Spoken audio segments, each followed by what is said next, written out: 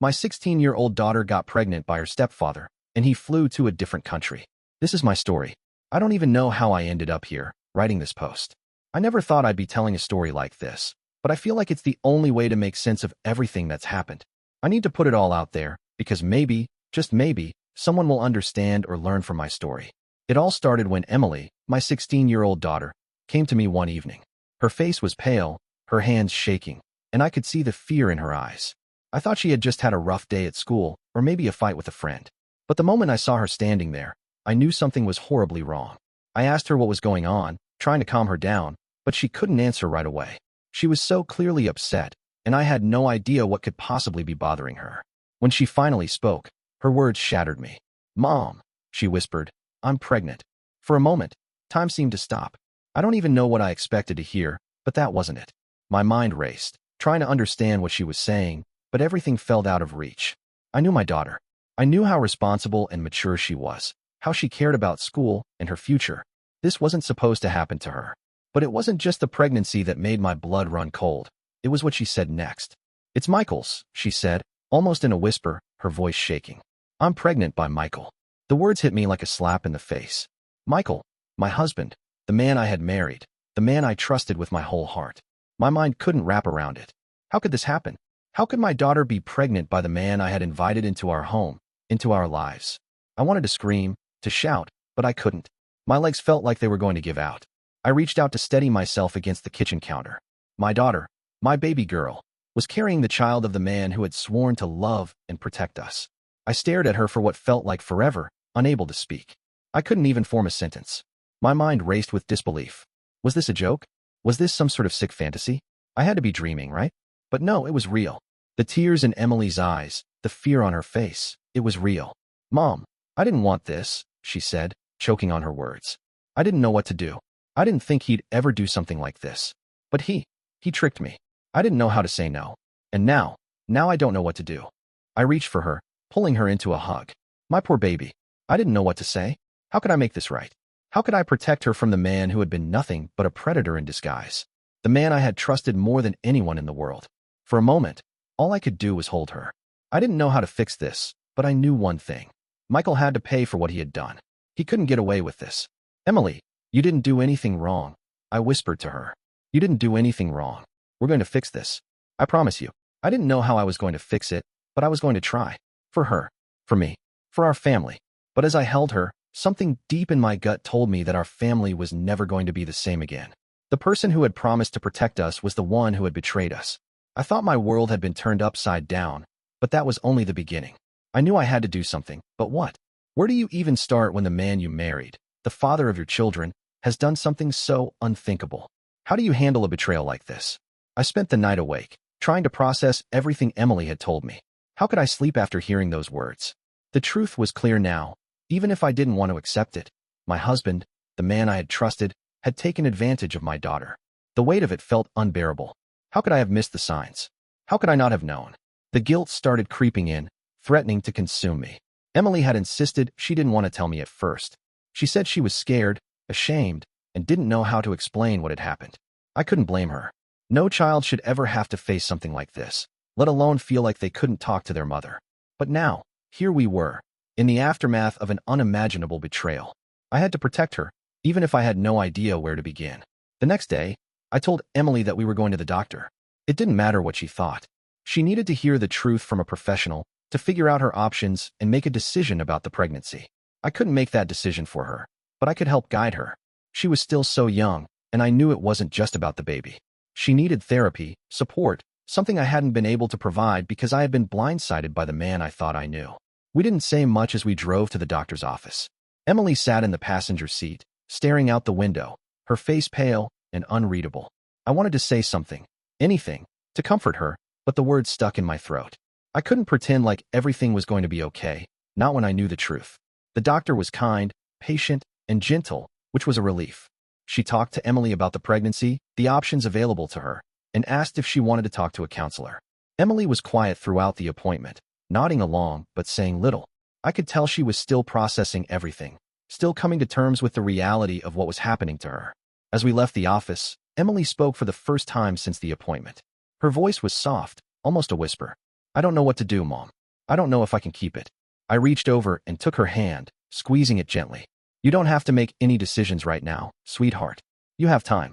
We'll figure it out together. She nodded but didn't say anything else. I knew this wasn't going to be easy. She was still a child herself, and now she had to face an unimaginable situation, one that would change the course of her life forever. But as we made our way home, there was something else I couldn't ignore.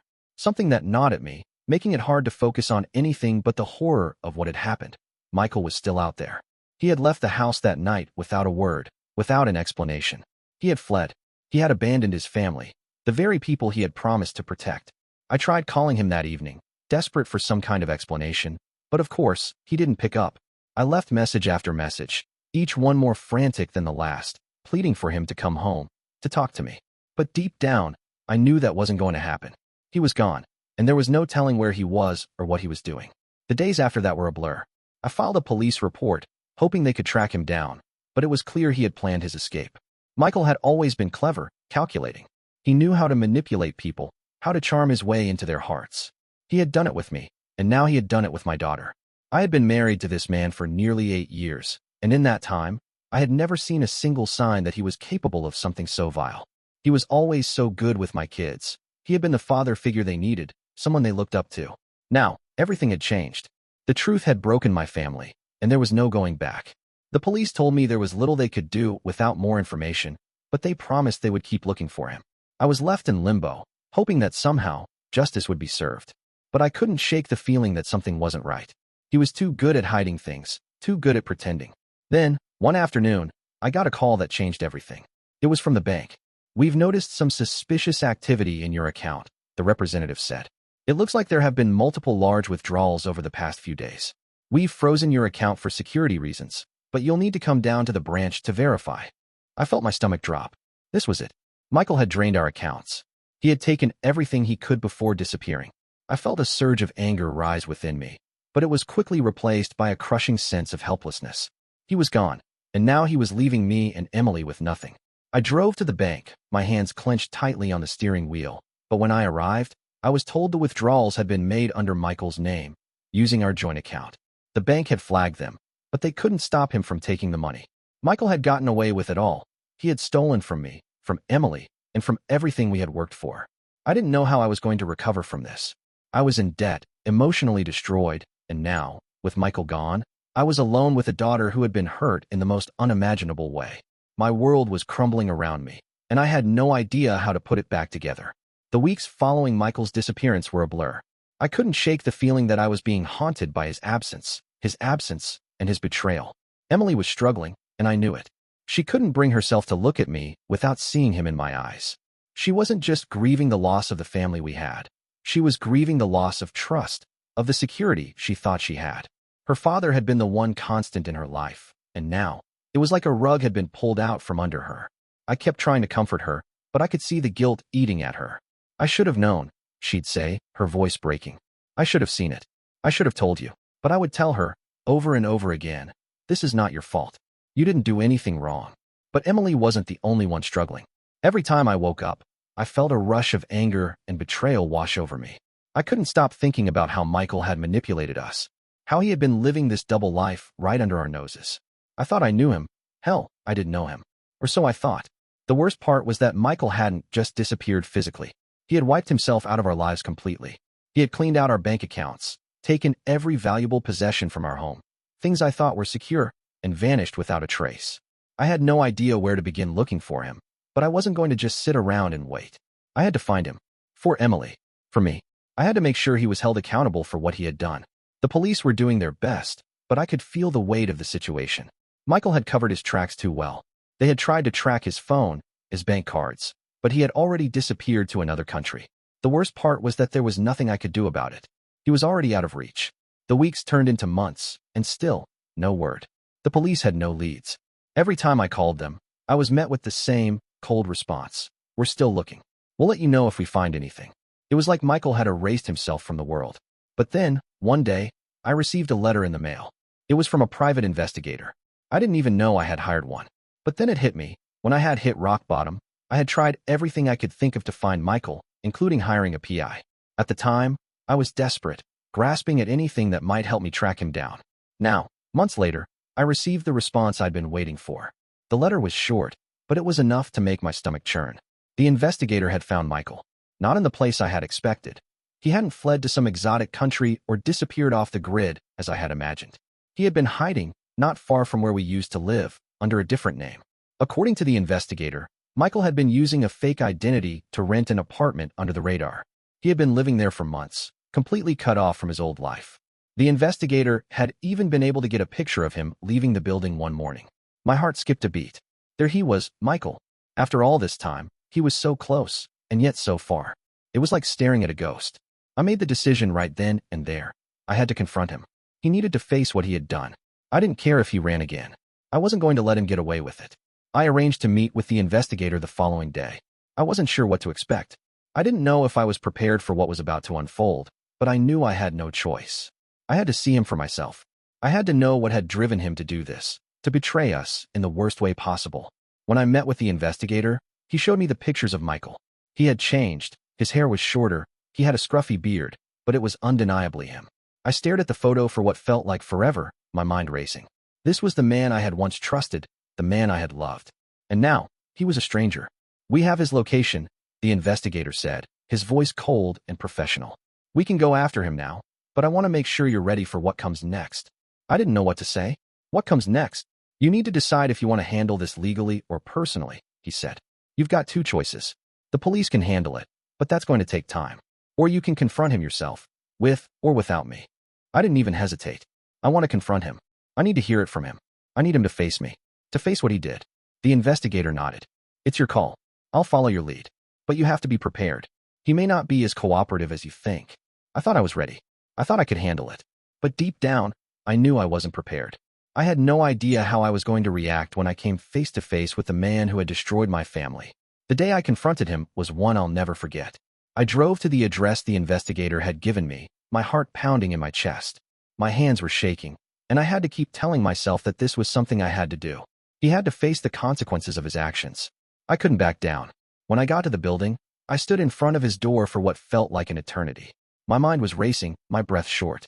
I knocked. There was no answer at first. I knocked again, harder this time. And then, the door creaked open, and there he was. Michael. He looked exactly as I had remembered him, though older, worn. There was a look of recognition in his eyes, but no surprise. It was like he knew this day was coming. For a moment, neither of us spoke. He stood there, frozen, looking at me like he had no idea what to say. But I didn't need him to say anything. You're a coward, I spat, my voice trembling with rage. You ran away. You took everything from me, everything from Emily, and you disappeared. How could you? His eyes flickered with guilt, but there was no apology. I didn't mean for any of this to happen, he said, his voice barely above a whisper. I never wanted to hurt you. I couldn't stop. Stop, I shouted, tears threatening to spill. You couldn't stop? You didn't even try. You took what was mine, what was ours, and you destroyed it. I gave you everything, and you destroyed us. He opened his mouth to respond, but I didn't want to hear it. You don't get to apologize. Not after what you did. He looked at me, and for the first time in a long while, I saw something resembling regret in his eyes. But it was too little, too late. After I confronted Michael, I didn't know what to feel. Anger? Relief? The confrontation had gone as expected, and yet it had left me feeling emptier than ever. The man I had married, the man I had trusted, was nothing more than a stranger now. The man who had vowed to care for me and my children had shattered everything with a single, unforgivable betrayal. I stood in front of him, my heart still pounding, but I wasn't sure what I was hoping for anymore. His eyes were filled with guilt. His every word, though filled with regret, felt hollow. I wanted answers, but I didn't think he could give me anything that would make a difference. Michael, I said, my voice shaking but firm. I don't care what you have to say. I don't care about your excuses. You've destroyed my daughter's life. You've taken everything from us. You took away our trust, our family, and you left us with nothing. He lowered his head, avoiding my gaze. I know I messed up. I know I don't deserve your forgiveness. I wish I could take it all back, but I can't. I can't fix what I've done. And that's the problem, isn't it? I snapped, tears welling in my eyes. You can't fix it. You never tried. You've spent years lying, hiding, and now look at us. Look at what you've done to us. Michael was silent for a long time, and for a second, I thought maybe he'd finally gotten it. Maybe he was seeing the full extent of his betrayal. But then he spoke again, and I felt the anger rise up again. I didn't want to hurt you, Linda. I didn't want to hurt Emily. I never wanted any of this to happen. I never meant for it to get this far. Stop saying that, I hissed. Stop pretending like you didn't know what you were doing. You knew exactly what you were doing, Michael. You just didn't care. You wanted what you wanted, and you took it without any regard for the damage it would cause. I felt like I was suffocating in the weight of it all. There was no coming back from this. There was no repairing the broken pieces of what had once been a family. Emily was pregnant, and the man who was supposed to protect her had betrayed her in the worst possible way. Do you think you can just walk away from this? I asked, my voice trembling with emotion. You've destroyed our lives, and now you think you can just leave? He shook his head slowly, his voice quieter. I didn't want to leave. I didn't know how to fix it. I didn't know how to live with myself. Well, guess what? I said, stepping closer to him. You don't get to run away from this. You don't get to abandon your family and think everything will be okay. You made this mess, and now you're going to have to live with it. Michael's shoulders slumped, and for a moment, he seemed broken. But then, as I stood there, waiting for him to say something, anything, he took a deep breath and stood up straight. I'm sorry, Linda, he said, his voice steady but distant. I'm sorry for everything. I never wanted to hurt you, but I did, and I can't take it back. I shook my head, my heart heavy. I know you can't. And honestly, I don't want to hear it anymore. I don't want your apologies. I want you to face what you've done. He turned away, looking toward the door. I've already lost everything, Linda. I know that. I can't undo what's been done. And with that, he left. Just like that. The man I had loved for so long, the man who had promised to care for me and my children, was gone. He had fled before, but this time it was different. He wasn't just running from the consequences of his actions. He was running from the family he had destroyed.